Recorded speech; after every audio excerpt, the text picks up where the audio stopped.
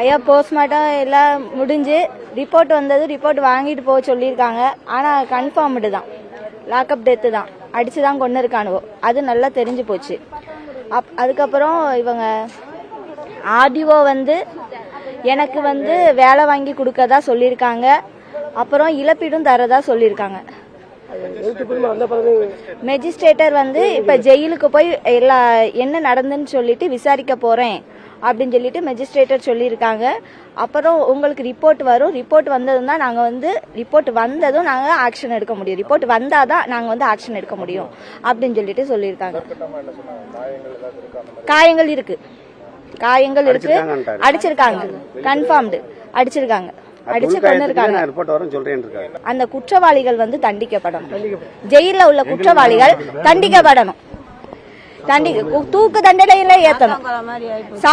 அடுத்த சாத்தாங்குளம் கேஸ் இந்த சபரிவர்மன் கேஸ், அடுத்த சாத்தாங்குளம் கேஸ் இந்த சபரிவர்மன் கேஸ்.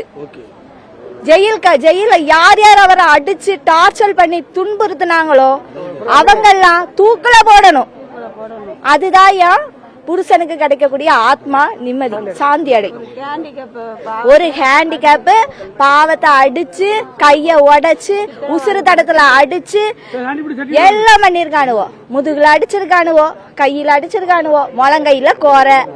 இங்க ஃபுல்லா அந்த ஹேண்டிகேப் கையிலேயே நல்லா கண்ணி போய் இருக்கு பாத்துக்கங்க.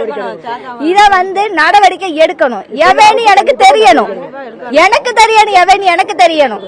ஏன் புருஷனை கொண்டவன் எவனி எனக்கு தெரியணும். தெரிஞ்சிட்டு ஏன் முன்னாடி அவரை தூக்கல போடுங்க சார்.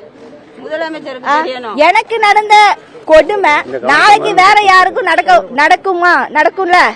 சாத்தவங்களும் கேஸ் நடந்தாச்சு, இப்ப எனக்கு நடந்தாச்சு. இது மாதிரி வேற யாருக்கும் நடக்க கூடாது.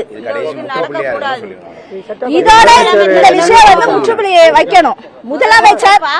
முதலமைச்சர் விஜய் தயவு செய்து இத பாருங்க, இத பாருங்க.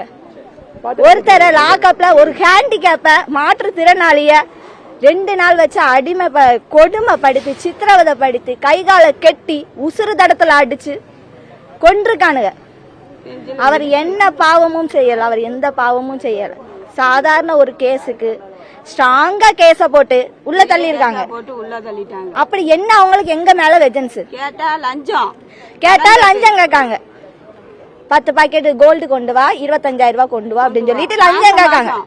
மாசம் மாசம் நாங்க சாதாரண பெட்டி கடை வச்சுதான் நடத்திட்டு இருக்கோம்.